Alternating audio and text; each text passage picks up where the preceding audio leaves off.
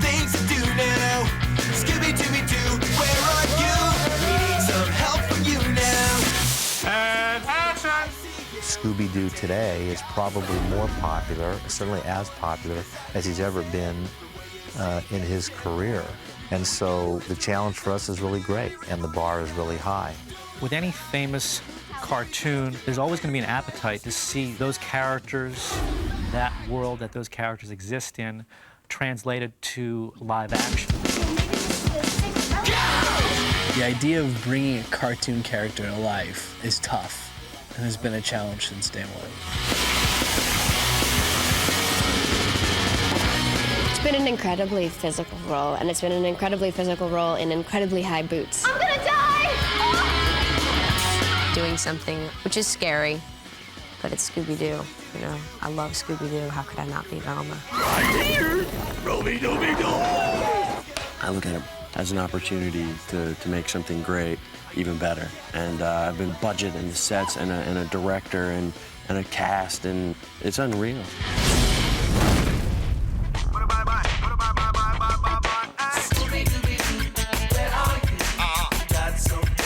I play Daphne, who is part of the Scooby Gang. She's sort of the stereotypical pretty girl. In the beginning, she's the one that no one takes seriously. You'll activate the conveyor belt, spilling the vat of oil. I'm Fred Jones, if you didn't guess already. He's the self-proclaimed leader of Mystery Inc., so he thinks. When the Luna goes, I play Velma Dinkley. She has very bad eyesight, and she loves to solve mysteries. I know I'm just the dude that carries the... I play Norval Rogers, a.k.a. Shaggy. Shaggy does not like anything that might kill him, eat him, or maim him for life. Shaggy's a big chicken. Both him and Scooby have that in common. Not big fans of the ghosts. Every time you turn around... I play Scooby-Doo. I don't like monsters, but I love Shaggy. Well, we open up in right in the smack in the middle of a classic Scooby-Doo set piece where they're in the midst of trapping a ghost. And Shaggy, and Scooby, and they do exactly what you hope and expect them to be, and it plays much like an episode. We tried to do that so that we would put you right in the world of Scooby-Doo, if you're a Scooby-Doo fan, that you're kind of comfortable with. And then we try to turn the convention on its ear. They're presented with a certain mystery that they've never really been presented with before. And the stakes are a bit bigger, and so they all kind of have to step up and be the people that they were kind of born to be. And action! It's very thrilling. Yeah, I'm incredibly lucky to be involved in this project. Very excited about it. Scary, yeah, there's times on any movie when you're scared, believe me. Scary, scary, scary, look all over the room, oh my gosh, and exit sausages! This is a fun way to live. Raja has an amazing energy. I think he really knows how to deal with people well. I think that the set is such a positive place.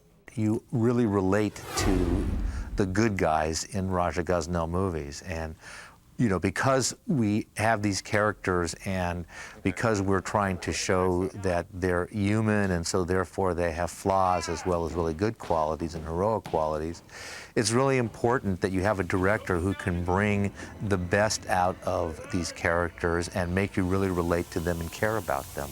Raja's really good at that. Print that. And cut, thank you. Scooby-Doo. I think everybody in their own way is a Scooby-Doo fan. I may not have seen every episode as a child, but it's something I think that everybody related to. It was one of the first cartoons that sort of crossed all the lines. It is brilliant American literature, and I don't care what anybody, it is. It should be taught in schools. These characters are cowards. They're scared.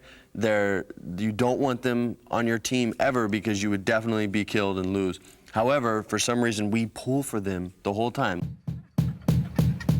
Well, Scooby-Doo, Silverman, who was the head of at CBS at the time, said he wanted a horror show or a scary show if possible.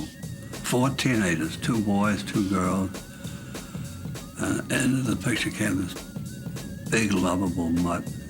And the biggest dog I could think of was a Big Dane, or a Great Dane, rather. And I just picked about 3 or 4 things that seemed especially important. I just went the opposite way, and that It was easy enough to develop a comedic drawing of a dog. And the minute the dog got on the show, it became a hit. If you can explain that, I'd be very happy to hear what you think about that. Reggie! It was very important to me that Scooby looked and acted like a real dog because he has to inhabit this real world. In terms of creating his look, it was challenging to have something to look at and immediately know there's Scooby-Doo, while keeping that still a real dog, because Scooby has very distinct characteristics. Ray! That's Ray! We have to bring Scooby to life. It's not like it's a matter of just putting a dog on the screen with fur and eyes and ears. It's the way they move, and it's the way he looks at other actors. That's the hard thing, and that is a mammoth challenge that, frankly, we're all scared to death about. Scooby's going to have any number of expressions, just like a human actor does.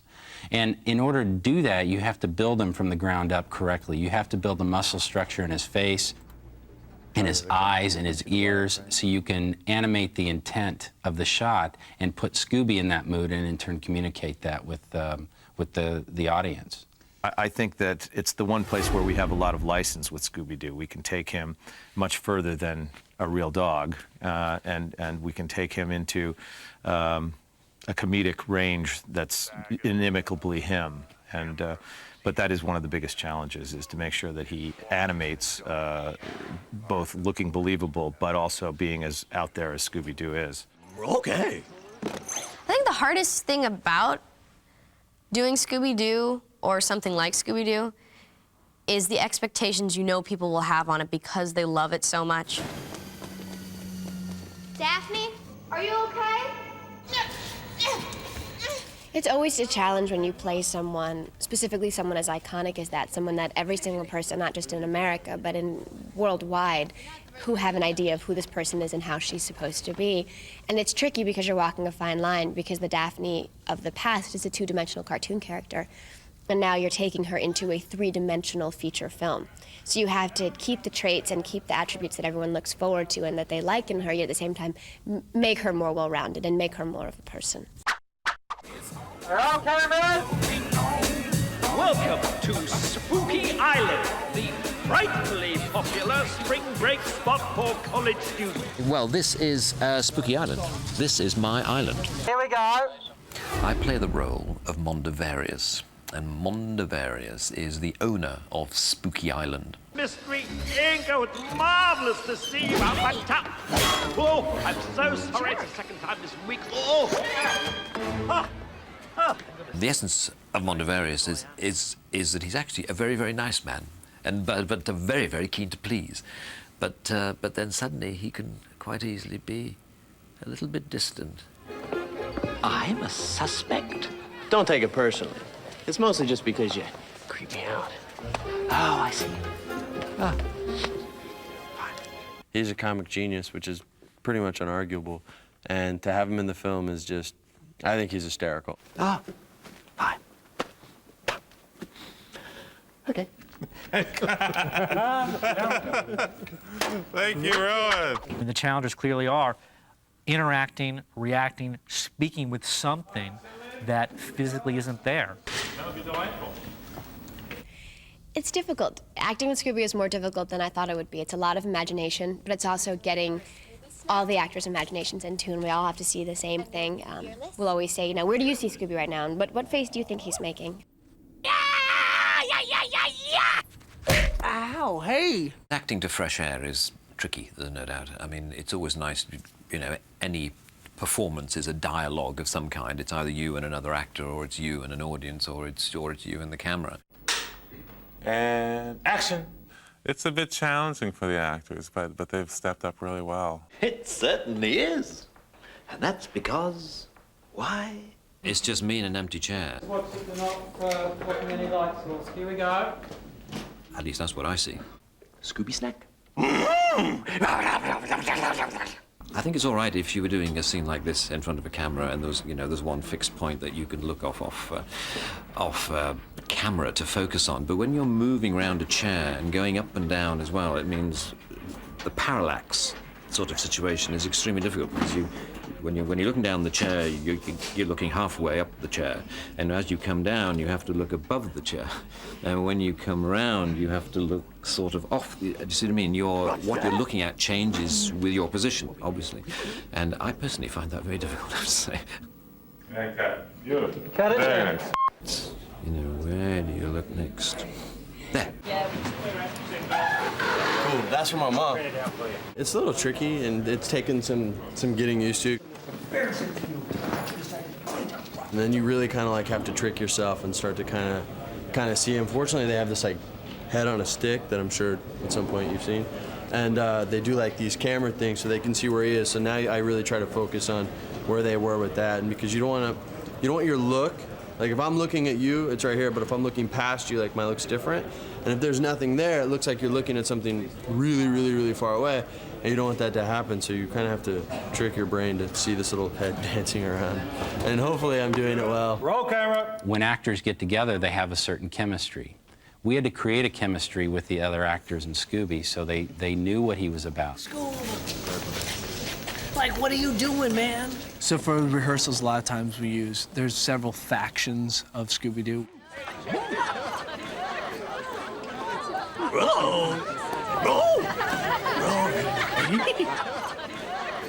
No one is stupid enough to believe that. Who's the ugly old broad? And action. Say hello to Grandma. And cut. Very nice. T-A-H, take 13. Hey, Scoob, that was fun. Let's grab another skateboard and, like, do it again, huh? Yeah, man. So this is Neil. He's the on-set voice of Scooby-Doo. Thank you, Scooby-Doo. You're my hero. Roll. Can you talk a little about how you make the voice? And how that came about? I'm a big Scooby fan. Note the shirt. And so I guess it's a lot of watching it as a kid. I love the cartoon characters, and it's just a matter of lots of practice, as you know. I find like there's key words that will get me into character. Definitely. So every day I wake up, I put my costume on and kind of go through the zoinks. Man, oh man, Scoob. Dude, like, what are you doing? And that little was the hardest thing to figure out.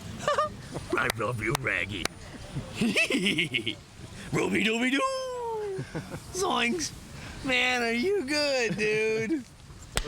Raggy, Mary Jane is a rat in a mask. Mary Jane is a man in a mask. Dude, you, like, sound a little jealous. On our chase, Scooby seen something to tip him off about what Mary Jane may actually or actually may not be. And actually, they sort of come to fisticuffs. No, Scooby-Doo, your mom eats cat poop. It was a very, very difficult scene for Matthew because these two characters are circling one another and looking at each other, but there's actually no Scooby there, so Matthew had to play opposite, air. That was for sure the most challenging moment of the film.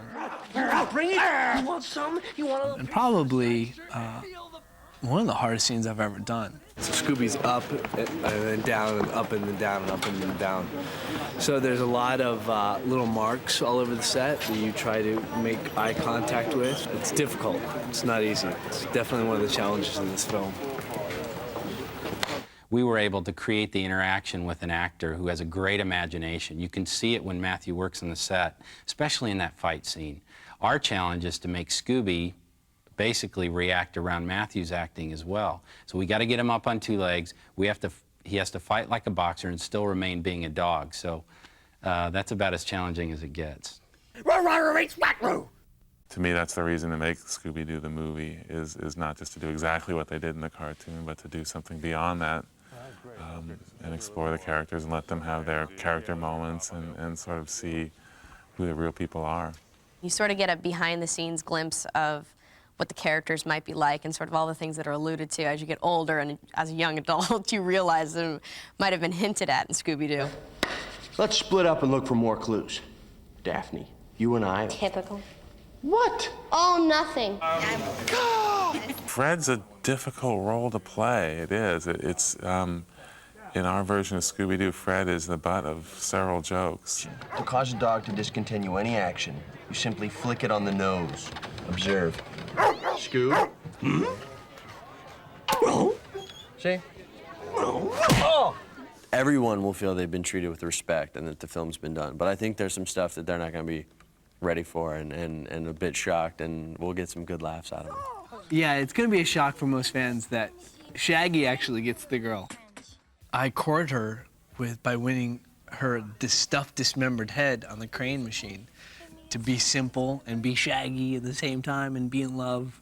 I think that's my favorite scene. Get a close-up. Get a close-up A of man and his leading lady. Ow! And I don't know why it's so surprising. I mean, Shaggy was kind of good looking. Is this a Valentine's? No! To Shaggy? He's an icon. I mean, he's a pop icon. Every time you turn around, there are kids on the set, and you see them staring at you wide-eyed because you're Shaggy. You ask a random kid, I look like Tom Selleck. I look like, you know, Tom Cruise. I look like Shaggy. Come here. Good, it's a quiet, sensitive moment. Quick, smile at the camera. The only thing you'll be eating is a dinky fish sandwich. Oh, well, I try and keep a light set as much as possible. I mean, they're all very funny people, so they respond in kind. Some of those words, toilet, you know, some of those, yeah. He's always supportive. He's the first one to laugh behind the camera. Oh my God. Can we just go back for 1 second? I mean, oftentimes it's Matthew or Freddie. It's them keeping it light on the set. You can't handle the truth. Look at Freddie Prinze talk to his fan. Not his fans, his fan. No. Take a walk, Kelly. All right, first of all, whatever he says, you gotta have to understand something. Matt doesn't like me. He makes fun of me when I'm getting my wardrobe checked.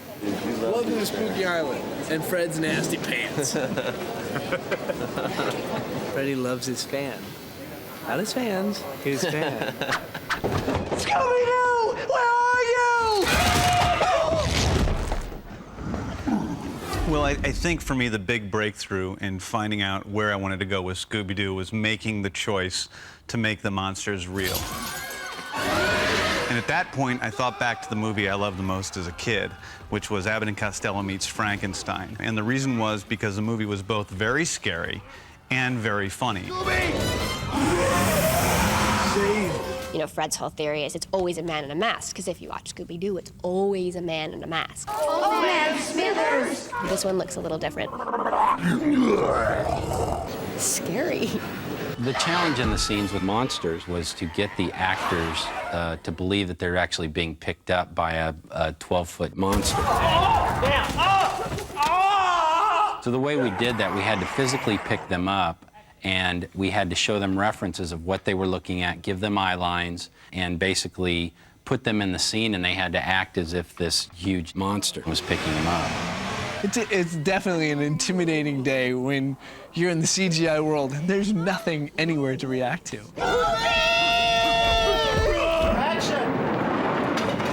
There's going to be near misses. There's going to be, you know, hits. There's going to be, you know, smashing into walls. I think that it wouldn't be Scooby-Doo without some physical comedy. It was the second day. The second day, I think I got sprayed by a fire hose and hung upside down. It was good. I mean, nothing like getting you into it. Linda Cardellini, ladies and gentlemen. In terms of the physicality of the actors, they're, you know, incredibly willing to go for it. I mean, Freddie just, you know, put himself in front of a swinging blade the other day. And Matthew was, you know, sort of a born physical comedian as far as I'm concerned.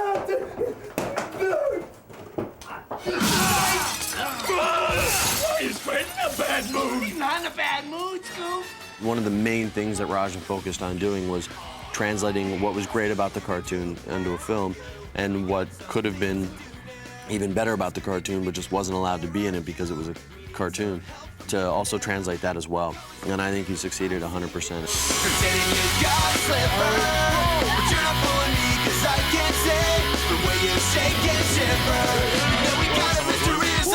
I think people are going to get a kick out of seeing their childhood up on the big screen, larger than life. This goes out of its way to reward Scooby-Doo lovers and sort of entice new audiences. We hope that we've done it in a way that it is kind of what you're expecting, but still with enough surprises in there. Roll cameras. It's humor, it's drama, you feel for these characters, there's action. It's a wonderful sort of melting pot of stories, and I think that's the greatest appeal. It's definitely what appealed to me. With the technology to create Scooby realistically, the timing was right. We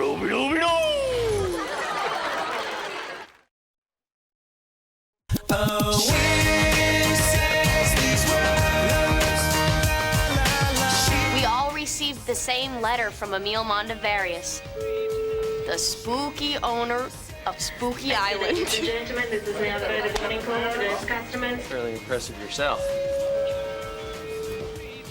Okay, I'll give you what type you guys do. Okay. And background action. Well, good morning, ladies and gentlemen. This is now. Hold it there. We'll try and pick it up. For those customers, please proceed to gate 8. Camera wrap on Mr. Matthew Lillard. Freddie Prinze Jr. For Linda Cardellini. Sarah Michelle Gellar.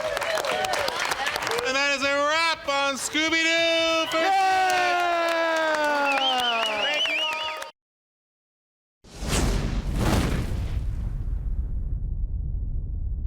Well, the opening montage, everyone's seen it. Starts with the bats, you know, Scooby-Doo appears, you know, and they go through this montage of all these guys walking and all these weird things walking around.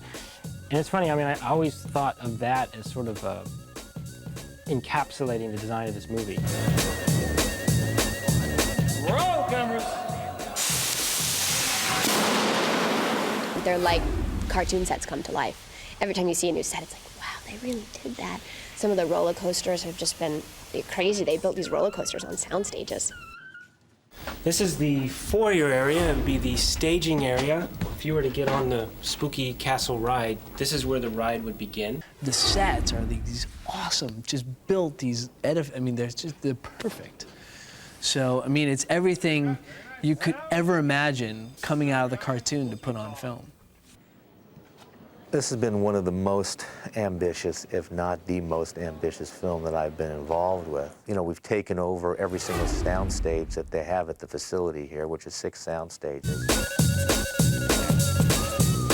I gotta say, it's a huge, huge project. 25 sets, 25 locations. Each one of the sets and locations is a huge undertaking, huge build.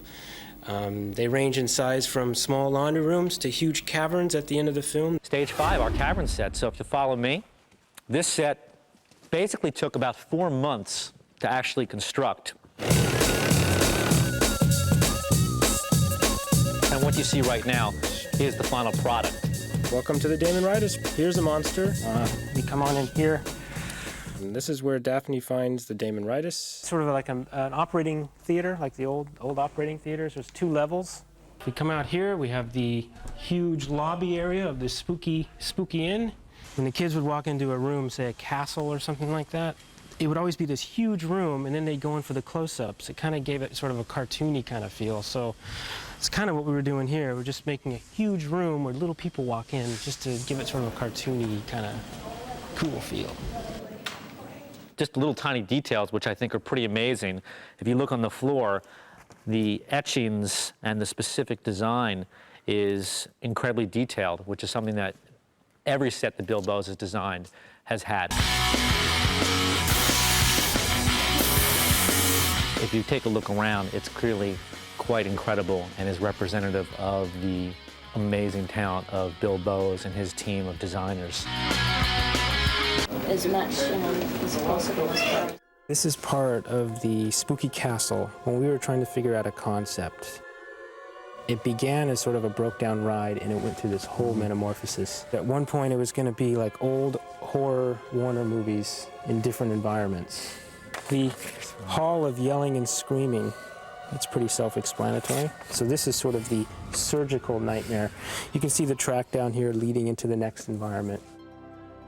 It's definitely got that Alice in Wonderland kind of feel. Flaming face, skull. Why not? I just really studied the architecture, and they were very simple, you know, and they did it with shapes and they did it with color. Every time they went into a new environment, there was a whole color. Like one room would be completely green, the next room would be completely blue, blue castles. It was always blue in there. I don't know why, but if you notice, our castle interior is blue. This place is like uber creepy.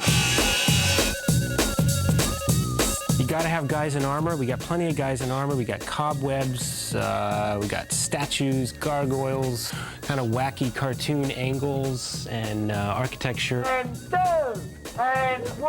There's an amazing illusion that takes place when you put a place like this on film, but to actually stand inside of this giant soundstage, it really blows me away. Like I remember when I was a kid, the way I felt. It's a good feeling, you know? I just hope they have a smile on their face, because we did while we were making it.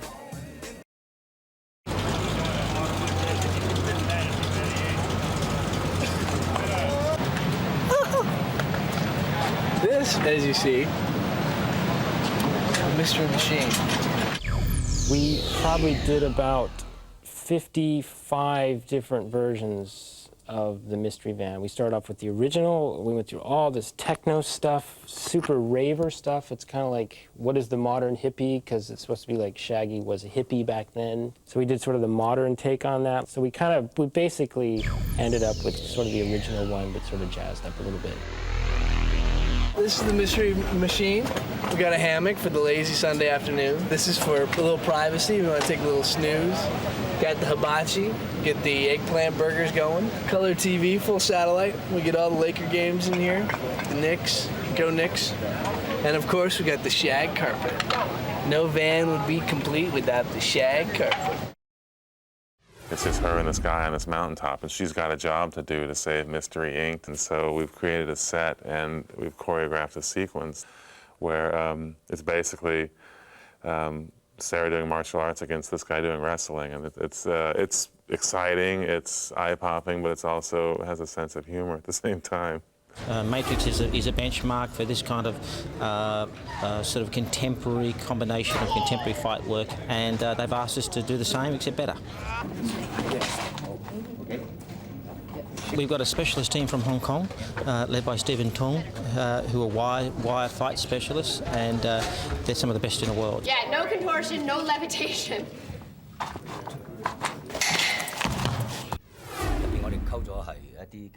The style we have gone for combines fist and kick fighting with quite difficult wire work. We have based it on martial arts and tried to make it as agile as possible for Sarah to move around.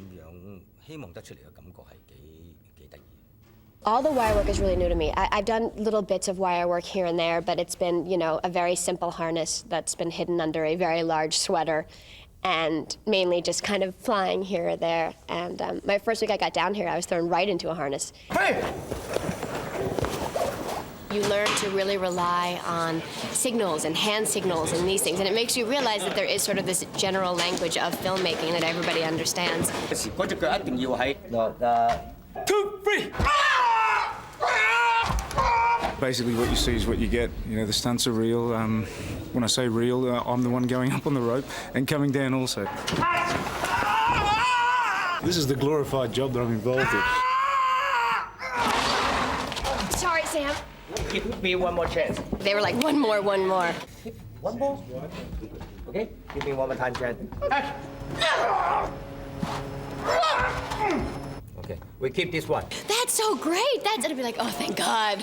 And then we do one more. 3, 4. Cut. Cut. Cut. Thank you. Cut.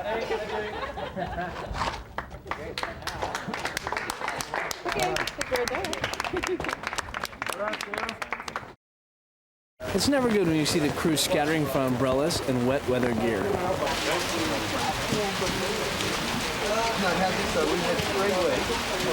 Some of the challenges of the locations has frequently been the rain.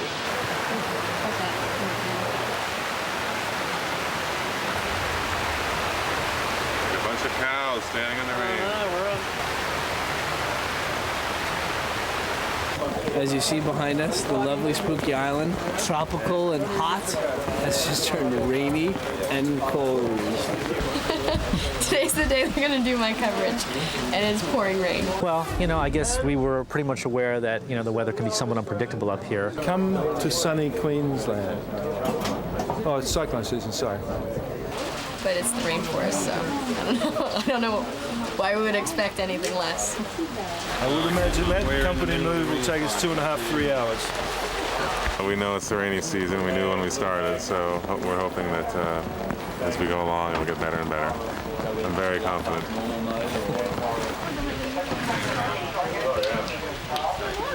Nonetheless, at the end of it, there's a rainbow, and you start shooting again, so.